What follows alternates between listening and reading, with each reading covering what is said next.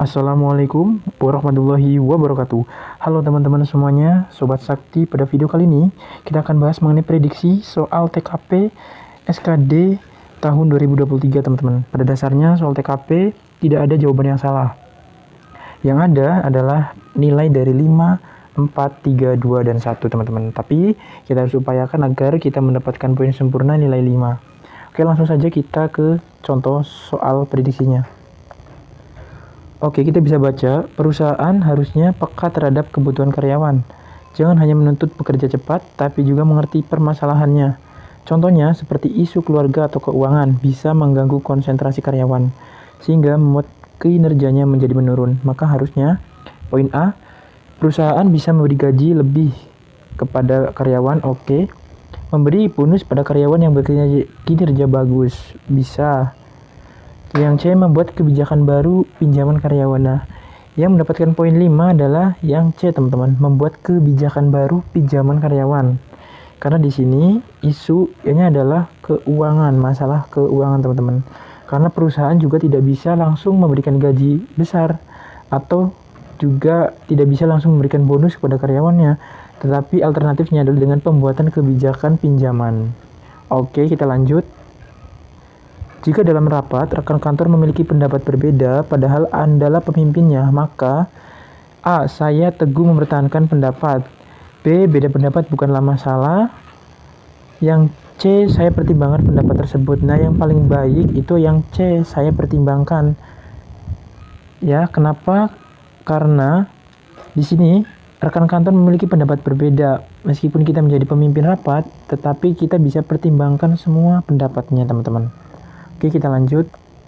Sebagai peserta lomba hari ulang tahun perusahaan di tempat bekerja yang diikuti kolega perusahaan, maka Anda akan apa? Jadi ada sebagai peserta lomba, teman-teman. Yang A, Anda berpartisipasi. Oke. Tak cukup berpartisipasi saja, saya harus menjadi juara. Nah, ini sudah jelas.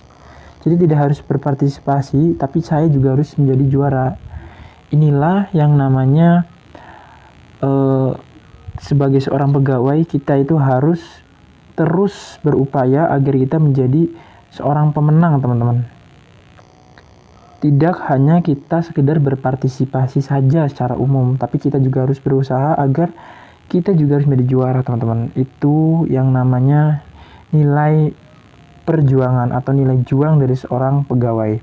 Kita lanjut. Setelah pulang dari tempat bekerja, Anda bertemu dengan kawan lama di restoran. Terjadi perbincangan yang menarik, sehingga terasa semakin larut malam. Restoran sudah bersiap tutup, maka sikap Anda, ya kita harus, secara logika, restoran tutup, kita harus siap-siap pulang, meninggalkan restoran itu. Yang A, melanjutkan obrolan, salah. Sengaja memesan makanan kembali, sehingga memiliki alasan untuk, enggak, ini kurang etika, ini namanya soal etika, teman-teman. Yang tepat adalah yang C, segera bersiap untuk meninggalkan restoran itu. Selanjutnya, hal pertama yang Anda pikirkan ketika melihat orang yang sedang kesusahan. Yang A, bersyukur karena hidup Anda baik-baik saja. Yang B, berdoa. Ini sudah jelas, berdoa semoga kesusahan orang tersebut bisa segera berlalu. Ini mendapatkan poin 5, teman-teman. Kita lanjut. Jika Anda diminta menggambar pemandangan, maka yang terlintas pertama kali di pikiran Anda gunung, sawah, laut, pantai, atau kardus. Mungkin teman-teman akan memilih jawaban antara A, B, C, D, E ini. Tetapi kita sebagai seorang pegawai harus bisa berpikir kreatif out of the box. Maka yang mendapatkan poin 5 dari pertanyaan ini ternyata yang kardus, teman-teman. Kita lanjut. Anda sedang berada di kendaraan umum yang penuh sesak dengan penumpang. Tiba-tiba pimpinan menelpon Anda untuk menjawab panggilan. Sikapnya apa? Marah? Nggak boleh. Menggerutu? Nggak bisa. Biasa saja turun dari kendaraan umum. Yang bersabar, teman-teman. Bila mana atasan meminta menggunakan fasilitas kantor untuk keperluan pribadi, bukan untuk keperluan kantor, maka sikap Anda adalah apa? Jadi atasan meminta kita untuk gunakan fasilitas kantor, ya, gunakan semisal mobil ini untuk keperluan pribadinya bos, kita mungkin yang menyetirnya, teman-teman. Nah, ini kan pemanfaatan fasilitas publik atau pemanfaatan fasilitas negara. Maka ini sudah masuk ke perilaku koruptif karena dia untuk kepentingan pribadi, teman-teman. Tetapi kita sebagai bawahan harus berhati-hati juga dalam bersikap. Kita lihat pilihan jawabannya yang A, tidak mau melaksanakan permintaannya. Hati-hati juga kita langsung menolak karena kita sebagai seorang bawahan, teman-teman. Jadi yang paling benar adalah kita harus upayakan agar pemimpin itu mereka berpikir terlebih dahulu bahwa hal itu nggak baik gitu. Yang B melaksanakan, enggak ya. Yang C bagaimana juga dialah atasan, saya laksanakan, enggak juga ya teman-teman. Meminta atasan untuk menyuruh ini malah keluar dari menghindari masalah ini teman-teman.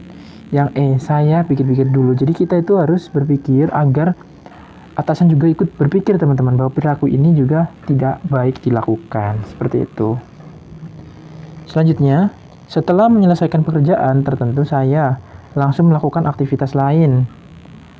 Yang B istirahat sejenak, yang C mengakses situs jejaring sosial, yang D baca koran, yang D meneliti pekerjaan tersebut. Nah, yang paling baik itu yang E. Jadi setelah selesai pekerjaan, lakukanlah yang namanya evaluasi, teman-teman. Evaluasi ya. Oke, lanjut. Anda senang jika bertemu dengan orang yang, ya jadi kita ketemu orang baru, misalnya kita ketemu orang baru.